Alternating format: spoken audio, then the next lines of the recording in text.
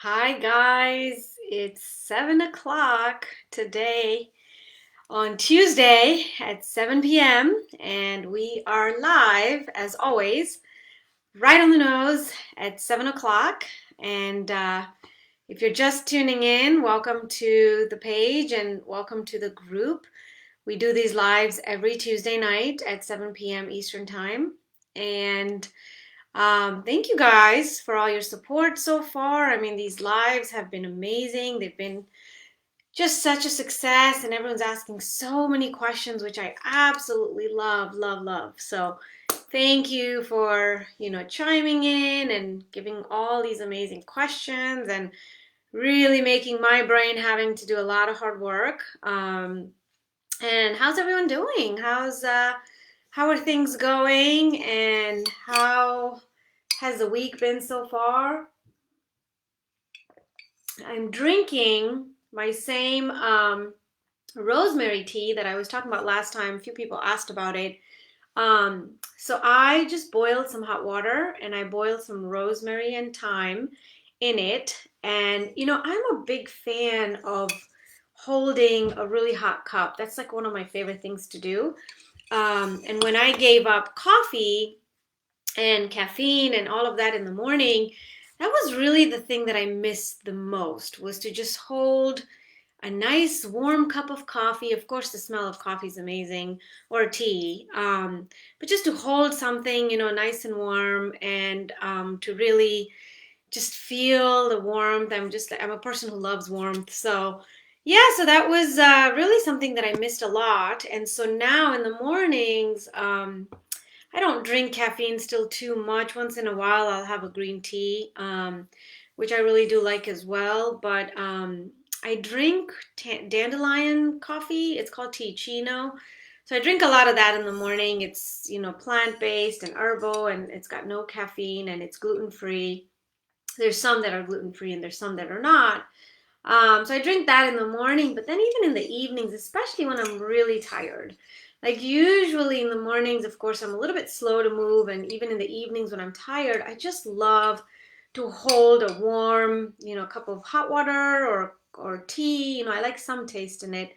And so yeah, people ask me, but this is just hot water with rosemary and thyme. I let it steep for a little bit and then I just take it off. It's based on the book by Dr. Kara Fitzgerald. She was one of our teachers in our in functional medicine courses, and she came out with the 3Y program, which is really a program for methylation and how to deal with day-to-day toxins and decrease your age, mitochondrial age versus your real age.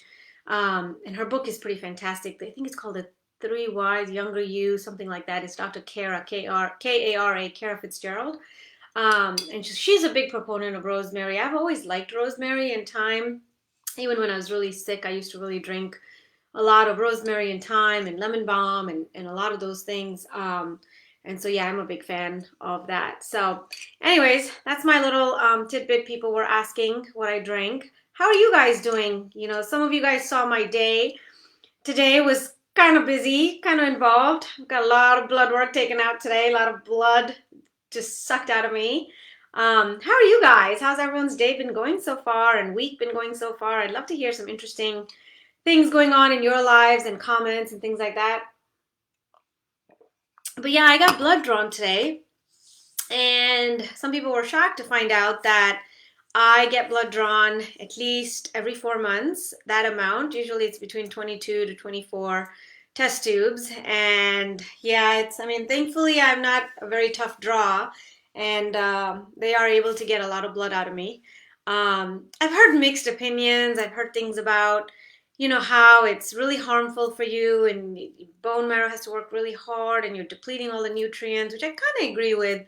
But a lot in the Ayurvedic way, and also just, in some traditional medicine, or ancient, I should say, alternative medicine and things like that. They really like to give up a lot of blood, called bloodletting, to really get rid of toxins and things like that. So I'm definitely wiped out. I'm definitely a little tired.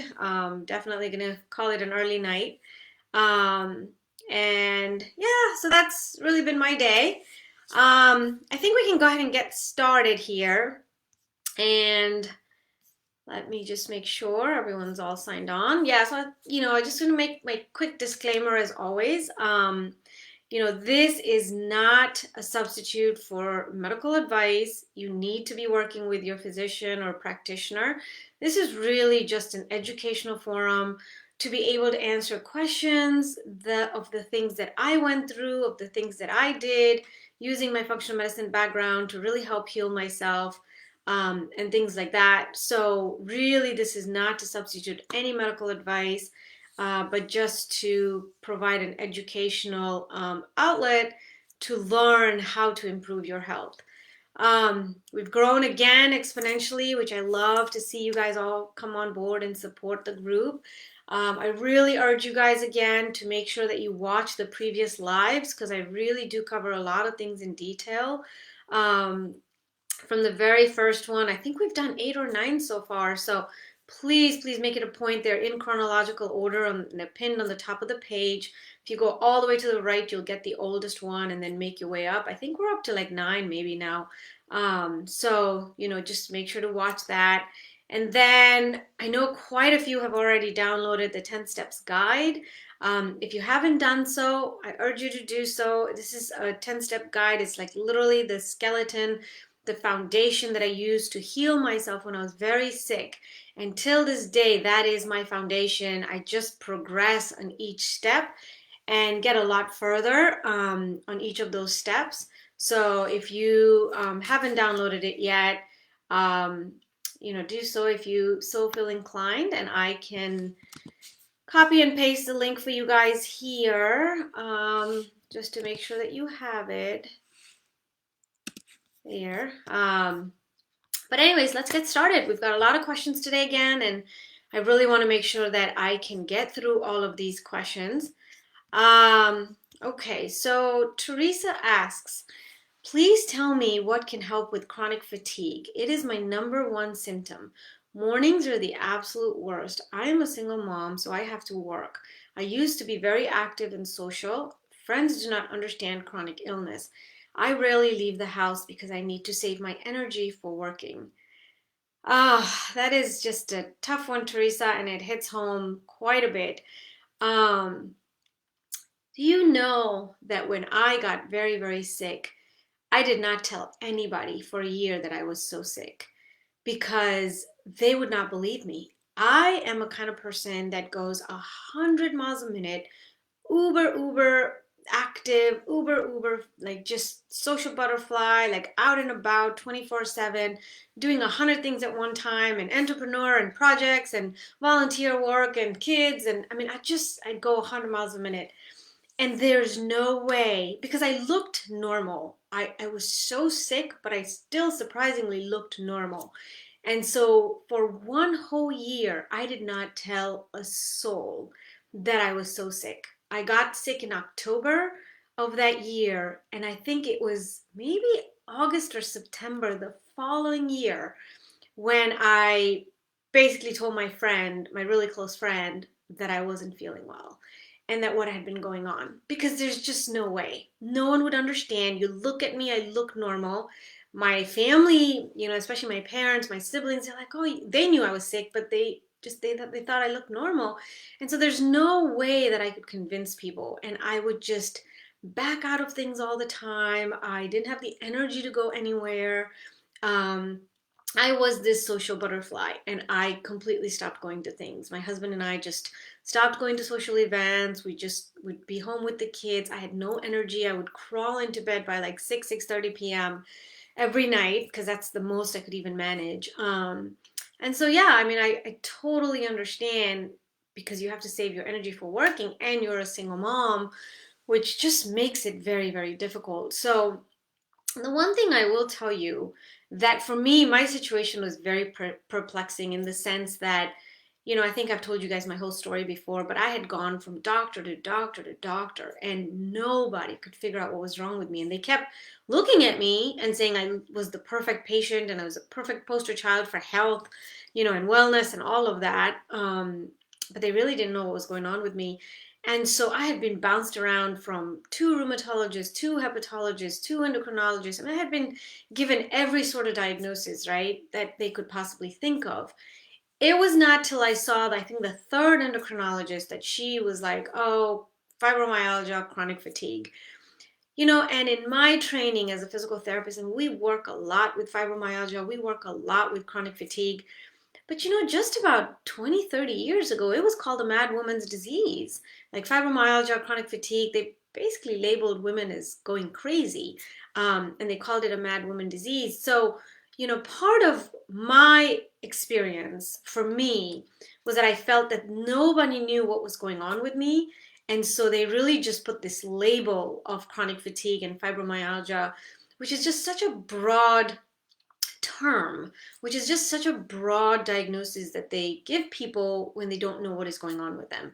So that's how my, fibromyalgia and chronic fatigue diagnosis came about. And then it also gets easier for them as the practitioner. They're well meaning, but then to prescribe antidepressants, which I completely refused. So I tell you this because, of course, I can relate on the whole social aspect part of things with you completely, but I can then also relate to this chronic fatigue diagnosis of just being thrown at you, as an outlet of everything else going on. So, of course, my first question always, and I don't know your medical history, I don't know your, in functional medicine, we start from birth all the way to where you are today, years old. And we go through your very detailed history of all your health, how you were born, C-section, vaginal, blah, blah, blah, antibiotic use, trauma, injury, surgeries. I mean, there's so many factors that go into all of this to then decide what the antecedents are, what the mediators are, what the triggers are. And a diagnosis is given on that particular, lifespan of yours. So I really don't know any of this stuff about you, Teresa, but I will say, and I will ask that, are you working with a practitioner? Have you been working with someone in the functional medicine arena who has been able to do all of this on you to figure out what is your true diagnosis, what really has occurred in your history to have you today be this sick and have this label and this diagnosis of chronic fatigue? So that would be my first place to start, is probably suggest for you to start working with a functional medicine practitioner. And you can find one on ifm.org. You can find one in your area. If you've gone the whole conventional Western medicine route and you've gotten nowhere, which is what my experience was, then you really need to start working with a functional medicine practitioner. And I say this because chronic fatigue, again, is really more of a broad, generalized term for someone with multiple things going on. And chronic fatigue is just one of the symptoms, one of the byproducts, at least in my experience, is what it was. It was this exuberating amount of fatigue that was completely leveled up, but it was a side effect, or it was a symptom of everything else that was going on with me. And so obviously in my case, there was just this whole adrenal crash. There was all the gut issues and leaky gut and the stress and everything that we had dealt with, and many, many other things going on, a complete hormonal imbalance and things like that. So are you working with a practitioner? And if so, have they done your 4-point cortisol test? Have they tested your cortisol, your adrenals? Where are you in this scale of adrenal fatigue? Have they done Dutch testing? What is your hormone level? I mean, people don't realize, like, estrogen has 26 other functions in the body and helps with other enzymatic functions versus just reproduction. So when you don't have estrogen, or if you're low on estrogen or progesterone for that matter, you are going to feel like crap from a brain perspective to a physical perspective. So have they tested your cortisol? Have they tested your hormones? Have they tested your thyroid?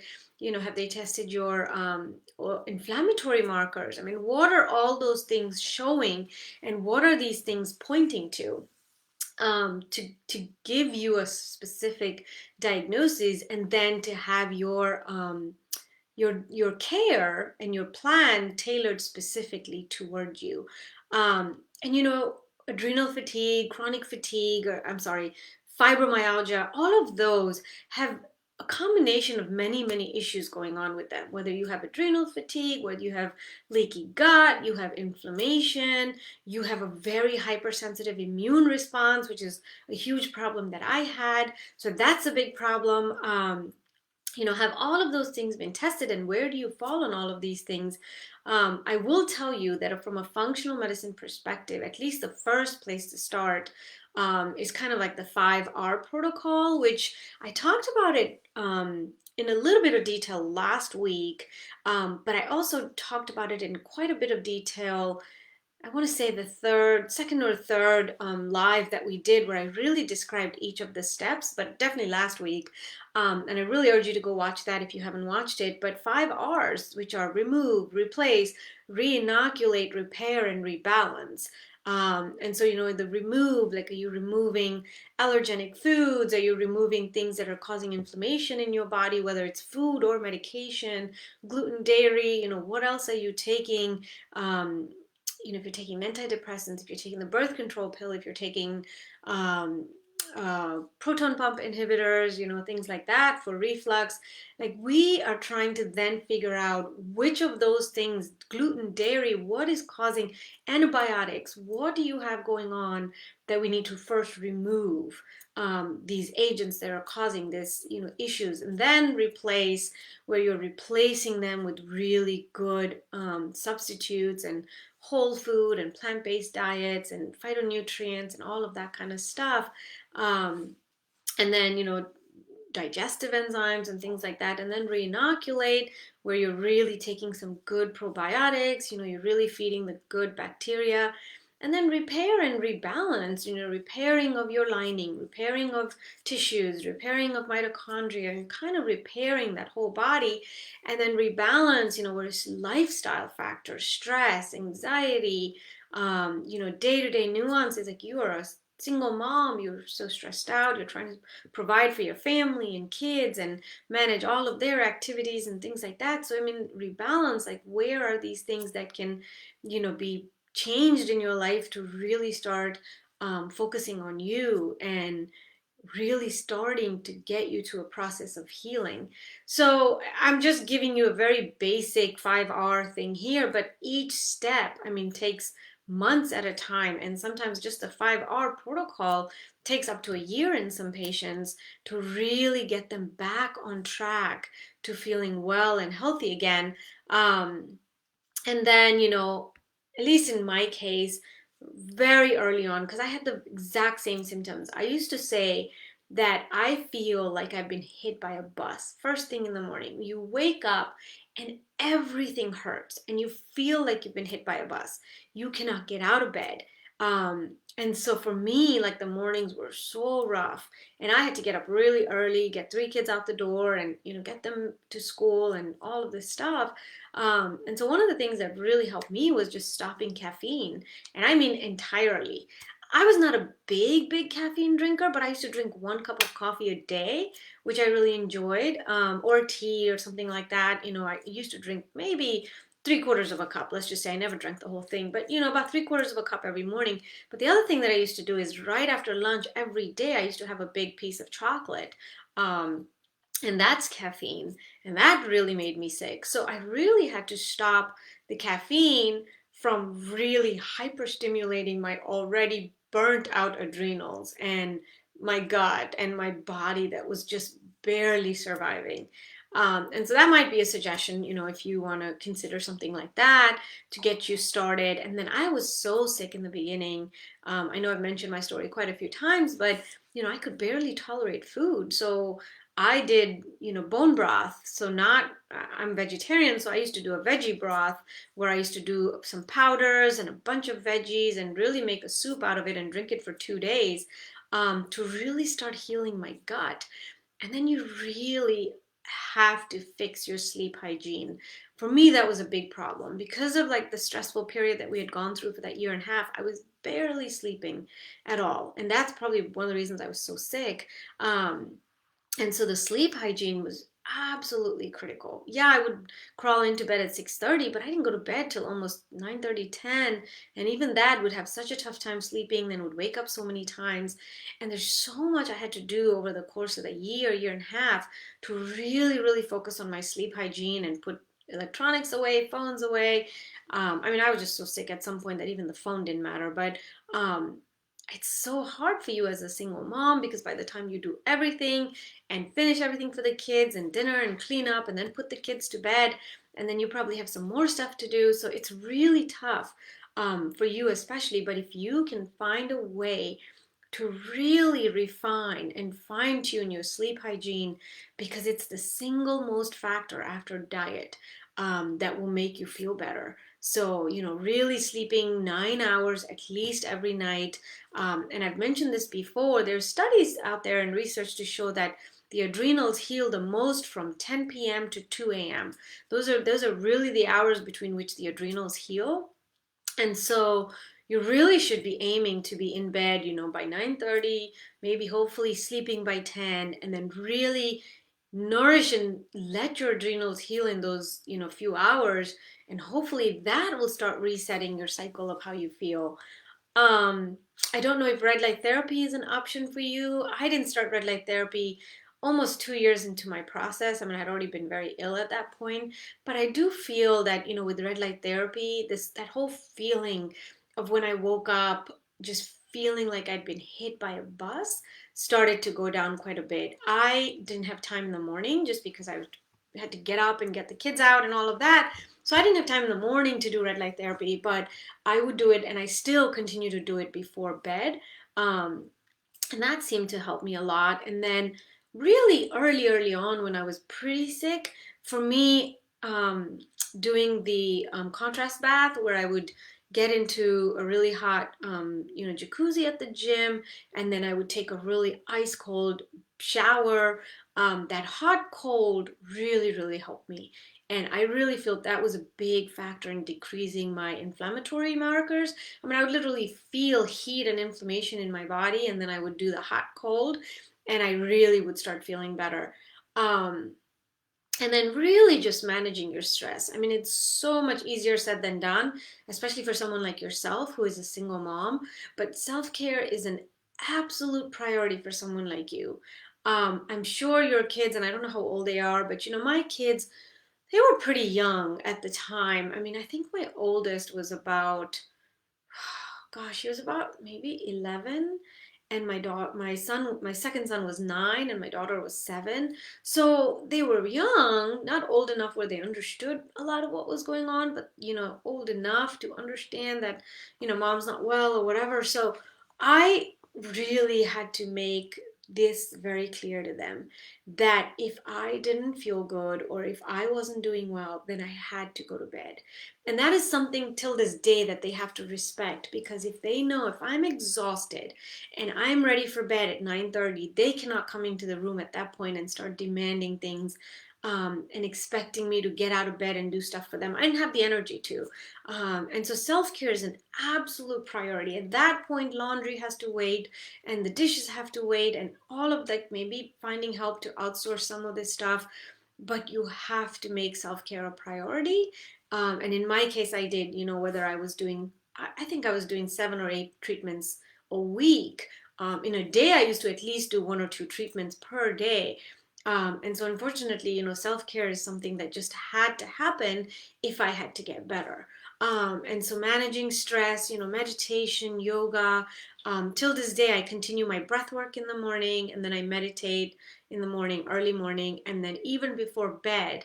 The way I fall asleep is I have my headphones, or my Nirvana, which is my vagus nerve stimulating unit, and I fall asleep to meditation. I'm doing meditation, I'm doing some gratitude practice or chanting or something like that, because till this day, I still have to continue those practices. So, um, I'm just trying to give you some basic ideas. I don't know your situation. I don't know if you're able to work with a functional medicine practitioner, but I really, wanted to give you all of those options that can help improve your lifestyle and your health and wellness, choices that you have control over. But then, of course, working with a practitioner is probably going to be your best bet. There's many supplements out there, and of course, you have to work with a practitioner. But I know for my adrenals, like vitamin C was critical, zinc, quercetin, bromelain for all the body aches, which is really a pineapple extract. And then when I had my re-crash again, because I got a little better and then I crashed again, at that point my functional medicine doctor put me on adrenal cortex. But you have to be very careful with adrenal cortex that are made from bovine or things like that, because they usually have high amounts of vitamin B6. And I was already taking a multivitamin, which already had a high amount of B6. And so this is a reason that you have to work with a practitioner, because if you have too high levels of B6, you can have cause damage and have permanent neuropathy, which you don't want to cause. So you really don't want to get more than 25, max of 30 milligrams of B6. So that's where your practitioner really comes in. But there's a lot of supplements that'll help you on a day-to-day basis. Again, I don't know your story. I know you feel crappy and horrible in the morning, and as far as socially, but what other things are you doing that may or may not be helping already? I'm not really sure. So I just wanted to put some ideas out there. And then the other thing, and again, this is something I discovered way after I got better, is I've talked about this before, Vibrant Blue Oils. This is the essential oils that I use. And her book, the author's name is Jody Cohen. Her book is fantastic. If you're able to get this book, I highly suggest that you get the book. I'm going to put the link for you here, where her story is amazing. She basically, let me see here. She basically had a husband who was very ill and had to be committed. I think he attempted suicide and he had to be committed in a facility. And once he got, committed into the facility, she just crashed. She absolutely crashed. Same thing, single mom. She had 2 young kids at the time, and a friend of hers just gave her a box of essential oils, and she had no idea what to do with them because they're all like ingredients of different essential oils. And so she started mixing and matching a couple of things and doing research. And so that's what I really love about her essential oils. Like they're all already pre-mixed, and they all have like adrenal blend or frankincense blend or liver blend or estrogen balance or histamine balance. I mean, everything's already mixed in there, and you just use each of those oils per condition. But you really need to read the book, because for me, I had never used essential oils. I had tried it, but I had never really used it in my journey. What I really like about her book, it's very scientific. And she talks about these 5 major steps of what happens to your body when it crashes like that, and then what happens to your body for the healing process. And each step by step, she goes through each of those 5 steps, what needs to be done. And I think it's just a fantastic book. And I'm very medical, very scientific, just based, and her book made so much sense from a scientific perspective, and it's very well researched. So I highly recommend it. So look up the link. I just put it on there for Vibrant Blue Oils. And then she has a great book out that you can read the book, you can follow the protocols. She spelled it out for you. Once you read all those, 5 steps and 5 things to do and what happens in your body and how to correct it, she has a very specific protocol. Like in the morning when you get up, these are the oils you should be using and where you should be putting them. And then, midday, these are the oils and where you should be putting them. And then lunch, I think before lunch, these are the oils and where do they go, things like that. So she does a really good job of not only explaining to you all of it from a scientific perspective, because I'm very research and scientific based. I need like hard data for this kind of stuff. But then also what to do each step of the way. So really fantastic book. I mean, I highly recommend it. I know I've talked about her before. Again, these are not treatments that I'm offering, but they're just suggestions for you to manage your symptoms. But I highly recommend for you to be able to start working with a functional medicine practitioner. Okay, next one. Joe asks, I have sensitivity to supplements. When I take them, my skin burns. with other symptoms, like I get sensitive to most foods. No practitioner has been able to help because they design a plan and then I react. Any advice? And part two, Joe also asks, also if you have time, gut inflammation reduction, stool test diagnosed. So thank you, Joe, for that two-part question, and I'll try to tackle them, each of them independently. So Joe, I don't know if you have watched any of the previous lives, but especially the first few where I talk about my journey and kind of what I did, how ill I was and how sick I was. And I had every sensitivity out there. I could not tolerate a single supplement. Not a single supplement could I tolerate. And anything anyone tried, I had a functional medicine doctor that I was working with. She tried anything. She even tried homeopathic drops for my liver, and I reacted. I couldn't even handle 3 drops of distilled water on my tongue. That's how sensitive I was. I reacted to everything. And so it really came as a very, very slow step by step process. And so for me in the beginning, I mean, I was working with an adrenal fatigue specialist. He was trying to put me on vitamin C and pantothenic acid and B vitamins. I couldn't tolerate a thing. I would have this severe right upper quadrant pain, even just with the most basic supplements. And it just nothing worked for me. So a couple of things came out of that. I had to start very, very slow. And part of that slowness came from like my very, very first steps were just oil pulling. Like I would just take coconut oil and I would swish it in my mouth for 10 to 15 minutes to get all the toxins out, and then I would spit it out. I mean, that's really all I could handle. Maybe a drop or two of distilled oil, distilled water I could handle on my tongue, and even that sometimes was too much. Um, and so really started slow. And then I talked a little bit earlier on when I was answering Teresa's question about making veggie broth. I started making veggie broth. That is all my system could handle was veggie broth. I would make, a bunch of healthy vegetables and a lot of garlic and things like that. And then I would make this veggie broth. And then this broth I would have, a couple of times a day, little sips of it and things like that. And that's really all I could handle when I was really sick. I was used to eat a little bit of lentils and a little bit of rice, but for the most part, like really just veggie broth was all I could do to heal my gut because it was so inflamed and I had such a leaky gut and I was so sick. And so, yeah, I mean, all of that makes sense because I couldn't stand any supplements, anything. And so then, and I can't remember very early on, I must have with my functional medicine doctor had stool tests. And I do know that she had me do the leaky gut test where you drink this very, very sweet liquid and then you test your urine at various intervals and collect it and all of that. And she said my leaky gut was one of the worst that she had ever seen. Like I must have just, all that sweet liquid must have just come right out and they can test the particles and all that. Um, and so that was she was just like, this is the worst leaky gut.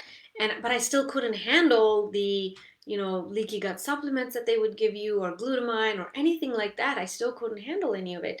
So it was a really, really catch-22. And I just remember being very ill. I did a lot of meditation and stopped gluten completely, stopped dairy completely. And then just a lot of this veggie broth and things like that.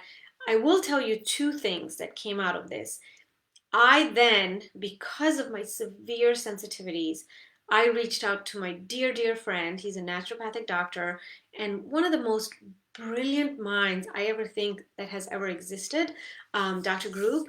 And his company, which I'm now affiliated with after 7 years of using their products, my family have used their products, and I have become such a believer that his company, that he makes all his own natural supplements, and he grows his herbs and plants, and everything is cold pressed, and absolutely no preservatives, no alcohol, nothing in them. And those were the only supplements after 6 months then that I started handling, that I could actually handle his supplements.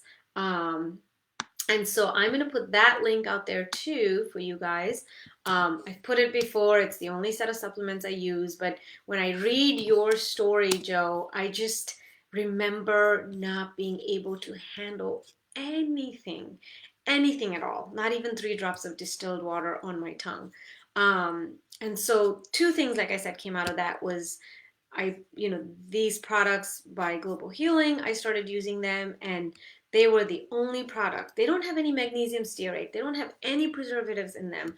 They are such clean products. You will not find any clean products out there like that. And so that was one of the things that really came out of all of this. Until today, my entire cabinet, from morning to evening, all the supplements I take are still just his supplements, Global Healing. And then the other thing that came out of it, and I don't recommend this for you to do on your own, do not do this at home, but it was the worst case scenario for me. I was so sick at that point, and after a year and a half, nothing was working. I was tolerating these supplements. I was starting to heal a little better, but I still wasn't myself, and I was still sick. And I just decided to take matters in my own hands. Is I did a medically supervised water only fast because my gut was so messed up from the stress and what we'd gone through, and because of everything that had been going on in my health, I just couldn't handle anything. And that was when I decided to do a water only fast. And again, you do not do this at home. It has to be medically supervised. I was medically supervised by a fantastic DO down in West Palm Beach. And I have heard this over and over. People who have severe sensitivities, severe, issues where they cannot handle anything, they then resort to a water only fast. And I did a 6-day water only fast and 1 day of green juice. And that was the most amazing thing that happened to me because my body just naturally healed itself and healed the gut. And I just got so much better from that water only fast. And they say this in the Ayurvedic culture. This, fasting has been in my culture for thousands and thousands of years. But if you follow the work of Jason Fung, if you follow the work of I forget his name. It's the True North Center in California.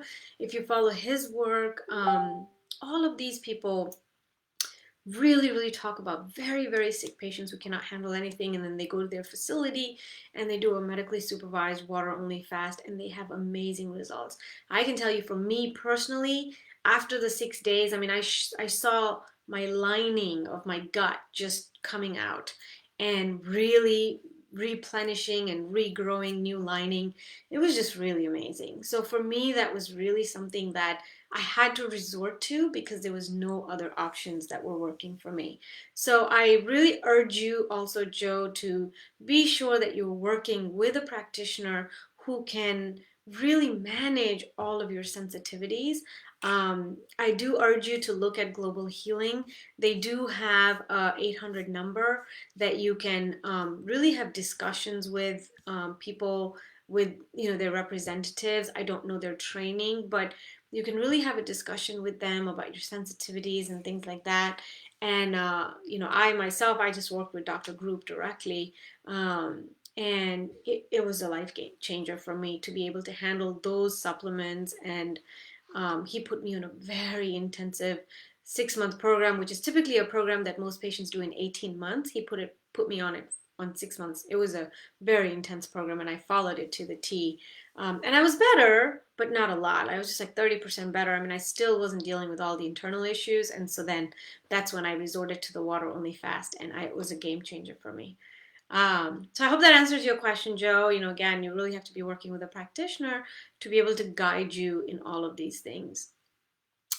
Tammy asks, question about vision. Anything that helps? Again, trying to figure out, is it from heavy metals, Lyme, viruses? I have 20/20 vision, but have to wear glasses with prisms. I have mega amount of floaters also. Oh my gosh, Tammy, and I know you and I have such parallel stories. When I was sick originally for the year and a half, I got my eyes tested 3 times. 3 times in a year and a half. I think they thought I was crazy at the doctor's office because I just couldn't see. And nobody was listening to me. I kept saying, I bet you my prescription has changed. Something has happened to my vision.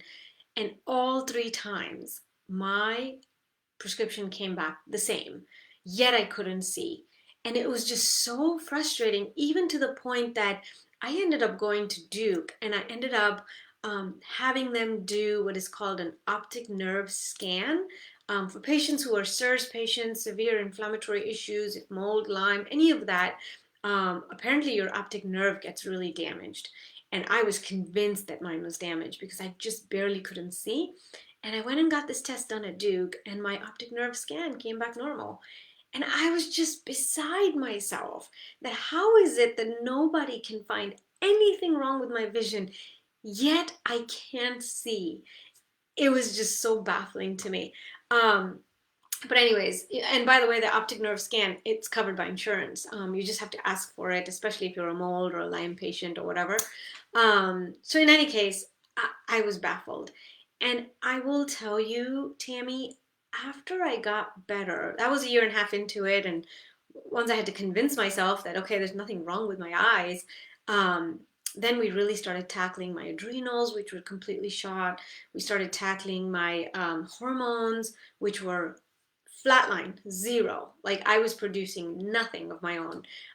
So we started tackling that. And I'll tell you, another year later, and my vision started getting better. I got to a point where I am a, I don't wear too much. I don't need to wear anything around the house or anything like that. I wear glasses when I'm driving. Um, and so, you know, I got to a point where I really didn't even have to wear much of that because my vision got so much better. So I tell you all of this because I am with you. Like I was 100% convinced that there was something drastically wrong with my eyes and nobody was finding it out. And literally a year and a half into it, after 3 eye exams, there was nothing, no answers. The optic nerve scan was normal. And that's when I was like, are you kidding me? Like, it's got to be other things. And sure enough, once I healed my adrenals, once my hormones started coming back, and we balanced my hormones with bioidentical hormones, and my vision started getting better. I really think as the inflammation started going down in my brain, inflammation in the, the nerves around my eyes and things like that started going down, my vision just got better. Now, this is my story, and that's what worked for me. I'm not saying that that's what you have, but it sounds like if you're saying you have 20/20 vision, but you're having this eye issues and you're struggling with your vision, it just sounds like a very similar story to me. Um, and as far as the floaters, I had that a lot as well. And from my understanding, and now like all these years of being sick and then finding things out, the floaters are really signs of more of a congested liver, and you're really detoxing or trying to detox externally a lot faster than your body's able to keep up. And this is why you've got these toxins floating around, because I had quite a bit of floaters. And I think it's been 2 years since I haven't had any floaters. So it's really unnerving when you have all these floaters. A lot of it is just you're detoxing too much too quickly. So really first you need to really gently help open up the liver pathways in the liver and help with detoxing. And then if you're already doing a lot of detoxing, whether it's binders and charcoal and anything else, glutathione, whatever you're doing, your detox pathways have to be open to help with eliminating these toxins entirely. And that should hopefully help with the floaters that you are experiencing. But yes, I mean, it was like uncanny. And even when I had my crash, because I crashed again, my vision went back to being really bad again. A few weeks ago, I think I was doing something. I'm learning a lot of stuff right now on peptides, and I'm learning a few things on patching and things like that. I'm using these photobiomodulation patches and things that I'm using right now. I had the blurry vision again because I think I was detoxing too fast, too quickly, and I think it just causes a very systemic inflammation, especially in the brain and the nerves surrounding the brain.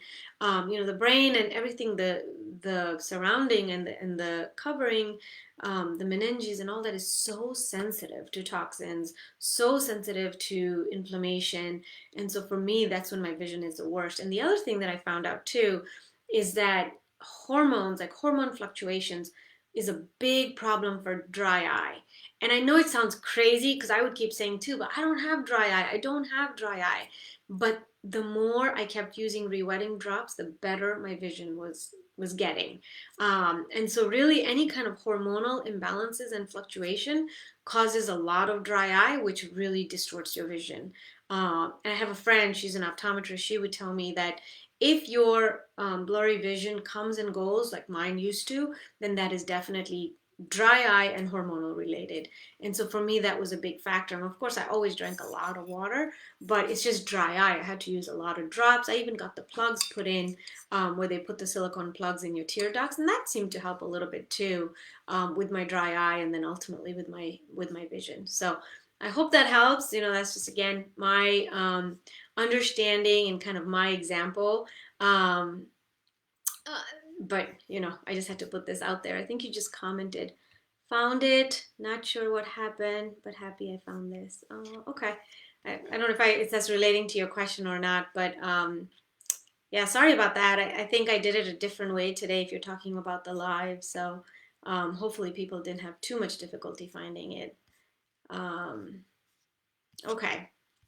Next question. Paula asks, DNRS and Gupta Brain Retraining Program. Any information about these, please?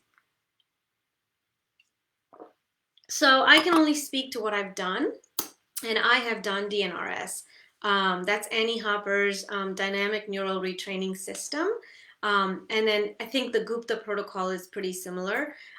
So from what I understand about the Gupta protocol, it's a little bit milder version, a little bit less intensive than the DNRS. And it's a little bit more achievable and things like that. Someone posted on our group today that I think DNRS has a 1 month money back guarantee. I don't know about any of that stuff, but again, great for those people that are looking into it. I would just tell you my experience from DNRS, which is Annie Hopper's. The reason I chose to do it is because it's the original one, and I'm really big about if that's the original one and that's what originally came about in the market, then I want to try that. And so that's why I really started with that. Plus, a lot of people had talked about DNRS in the groups that I was on. And so I'd heard more about that. I hadn't heard much about the Gupta program at that point. And so that's why I did DNRS. But DNRS is really a limbic system retraining system.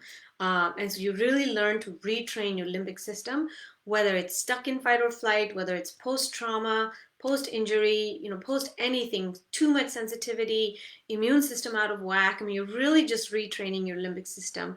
And so DNRS, at least they want you to do 15 minutes 4 times a day. That was a lot for me. I think I used to manage maybe like a 30-minute session in the morning and then maybe a 15-minute session around 4 o'clock. And that's really all I used to be able to do. I do think it helped me. I do think that it played a big part because I was having even a lot of Wi-Fi sensitivity or EMF sensitivity, I should say, at the time. When I got really, really sick, then I started having multiple chemical sensitivities and couldn't smell perfume and, EMF. I mean, I just started having the gamut of it. And so that's when I really decided to do DNRS. And I think DNRS really did help me with a lot of those multiple chemical sensitivities and also with the EMF sensitivity. And the first few months, I didn't follow it quite to the T because I was still very sick. And then I want to say about 4 or 5 months later, I ended up joining one of their live sessions. So you kind of sign in. You sign in every, like I think mine was every Tuesday or something. And then you sign in at a set time. And it's extra. You have to pay extra for this, unfortunately. But it just made me, kept me accountable, and I would sign in and I would listen to people's experiences and stories. And then we would kind of do a live session together. And so it was pretty helpful. And then I was a little bit more compliant. So I did DNRS, and I really do think that it helps a lot. The biggest thing that for me it helped is a lot of like focusing on the good times and the good memories. And you're really just rewiring your brain to remember a lot more of that than you are the trauma or the stress or the fight or flight that you're in or any of that stuff. So I think it was definitely very helpful for me. I do believe in that program. Unfortunately, like I said, I don't have any experience with the Gupta retraining program, but happy for someone to chime in if they have had any experience with it. And just let us know what you think on it. Put it in the comments here. Melinda asks mast cell activation and histamine during pregnancy. Again, Melinda, I'm going to say the same thing. I am not a physician, I'm not a practitioner, so I'm not sure that I can diagnose or treat very specific conditions, but I will tell you a little bit from my experience, what I know, and kind of what I'm seeing. Like researchers are finding that many mast cell patients have a large list of problems with general themes. They have certain specific themes, which I was one of them too. A lot of inflammation, a lot of allergy type responses. Immune system is completely, hypersensitive and things like that. Inflammation in your cavities in the lining of your gut or your organs or stomach, things like that. So these themes are very common in mast cell patients. So, having said that, I was looking up a little bit on mast cell activation and pregnancy. So I don't know if you know this, but there's a mastcellaction.org. They did a research study with the Journal of Obstetrics and Gynecology. And this is what they said. This was on the mastcellaction.org website. Very little research has been performed regarding MCAs in pregnancy and postpartum, but the substantial benefits of MCA patients commonly gain in other aspects of their health create reasonable suspicion that similar improvements might be gained in the difficulties the disease might cause in pregnancy and postpartum. For this reason, and given that the initial treatment for mast cell disease are simple, inexpensive, and safe in pregnancy and postpartum. So I just looked that statement up today because I just wanted to have something to fall back on. Again, I'm very research and very data driven kind of person. So I looked up Mast Cell Organization and I found this, and I was looking up their research articles that they had done with the Journal of OBGYN. But when I first saw your question come in a few days ago, my initial thought was that you probably want to just treat these patients very similarly. If you were treating a patient who was pregnant or not pregnant, kind of in their statement what they just said. But same thing. You want to work with a functional medicine practitioner. Go to ifm.org, find a functional medicine practitioner who is well versed in this, especially to know what supplements that can or cannot be taken during pregnancy. But some of the basics would be very similar. So treating your gut, if you have leaky gut, then that would be, something very, very similar if you were treating a mast cell patient, pregnant or not pregnant. You want to treat the gut because you don't want the future baby to have gut issues and allergy issues and sensitivities and food sensitivities, which would be very common if the mom had a very leaky gut. You want to decrease inflammation in the mom just to be sure that this is not being passed on to the child.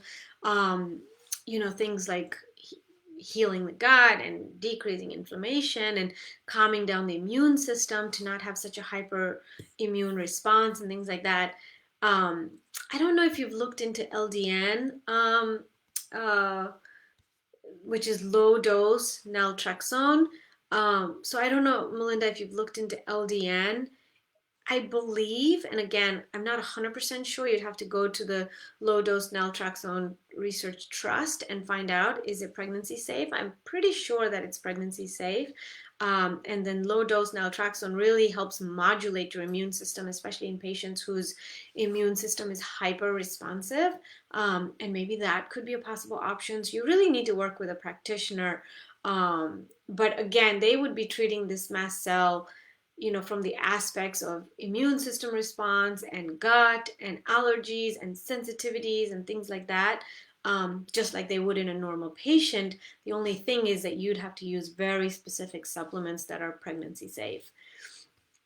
Okay, we have 5 more minutes left, so I think I can get to one more quick question here. Georgie asks, how long does your gut lining take to heal? I am not into animal products, but have started drinking bone broth twice a day.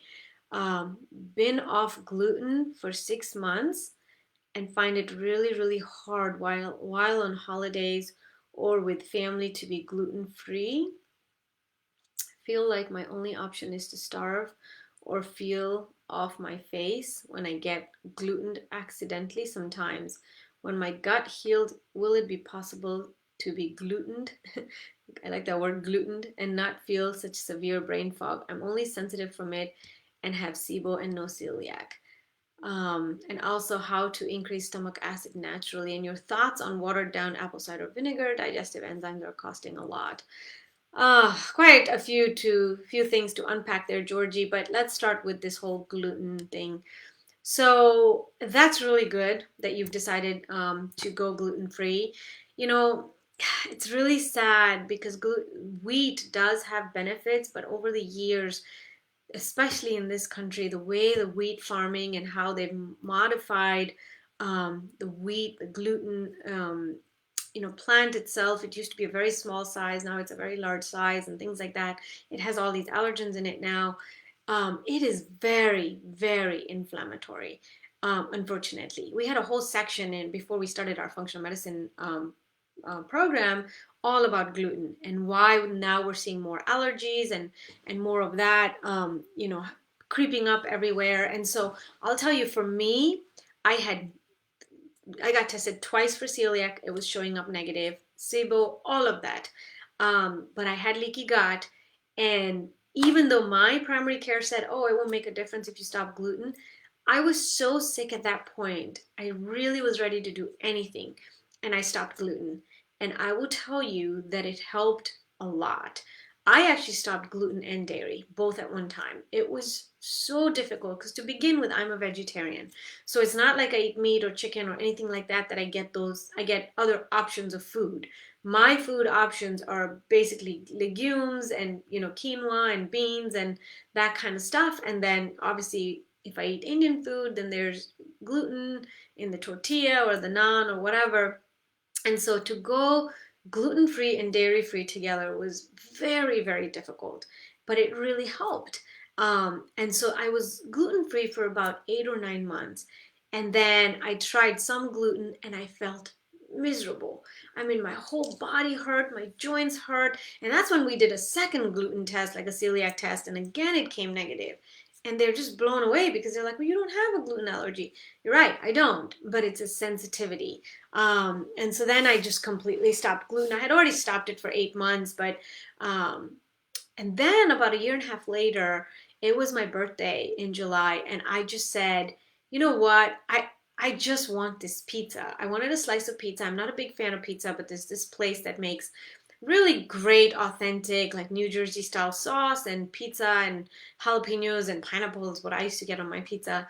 And I said, it's my birthday and I want pizza from there. And I had two very, very tiny slices. And this was a year and a half of being gluten free. And I thought I was healed enough that I could have just two tiny slices of pizza. I didn't even eat the crust. And I was so sick. I was sick for days after that. I messaged my functional medicine doctor saying, how can I get this gluten out of my system? I feel horrible, horrible. And that was a year and a half later. And so I thought I had healed enough that I could have gluten.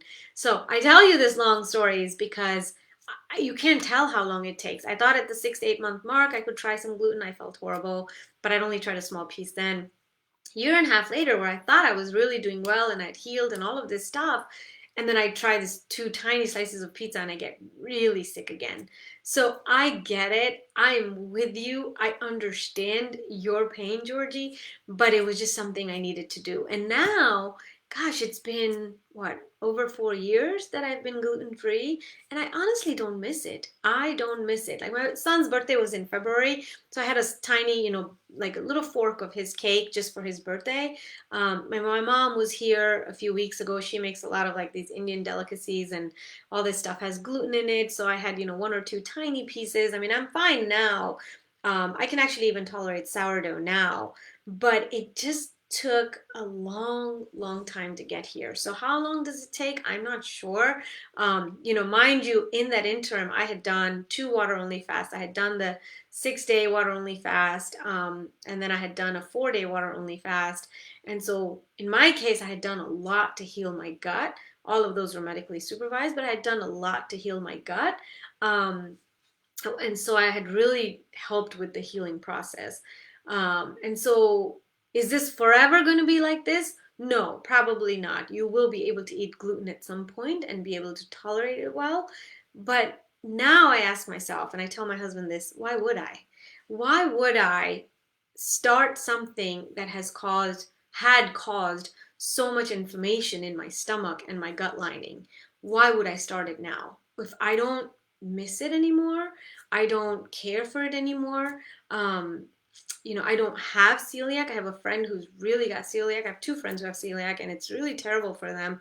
Why would I start it at this point? So, um, I think you should ask yourself that question. You're not. It doesn't sound like you're gluten and vegan like I was. I mean, I had barely any food options, and of course, I lost weight and all this stuff. But um, it's so difficult to live like that. But if you are able to just avoid it and avoid the inflammation in your gut and avoid all the inflammatory process that comes with it, then why not? I don't miss it at this point. I don't think I'll ever go back to eating gluten. And in today's day and age, even as healthy as I eat, there's so many options out there.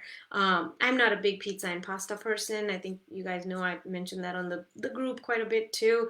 Um, and so I don't miss all that stuff, but I'm able to find alternatives everywhere, even at Italian places. And now they have gluten-free pasta, even at nice Italian places, even at mom and pop Italian places. So, I really think that it's really about making a decision, kind of what you want, and how much you're willing to give up for it. Will you be like this for the rest of your life? No, probably not. You will heal at some point and you will be able to tolerate gluten, but do you want to eat a whole plate of pasta again and make your stomach that sick and yourself that sick?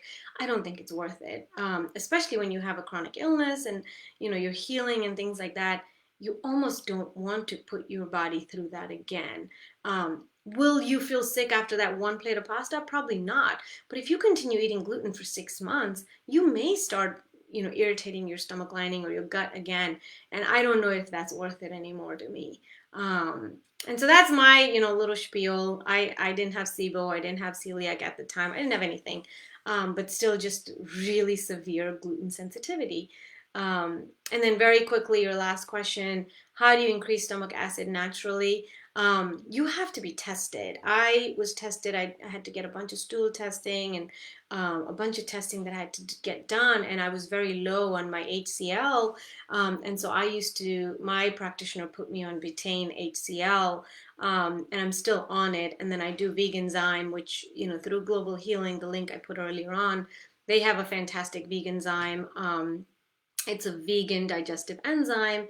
And I don't know what you mean by they're costing a lot. Like, at least the one I do, the Veganzyme, I think is affordable. I only take one a day now. I take the betaine HCl and the Veganzyme before my dinner.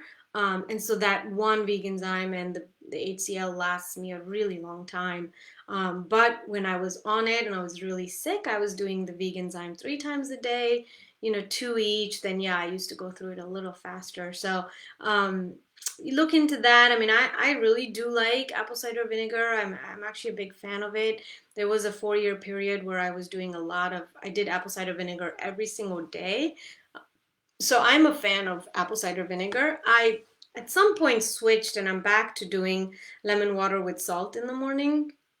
And that seems to help, a lot with my adrenal issues and getting my trace minerals in and things like that with the Himalayan salt. So yeah, I mean, I think apple cider vinegar is also great, and it really is good to take apple cider vinegar. I think it helps with candida too, but also it really helps with regulating your blood sugars, which is another big problem for people with chronic illness, and we're really struggling with our ups and downs of our blood sugar.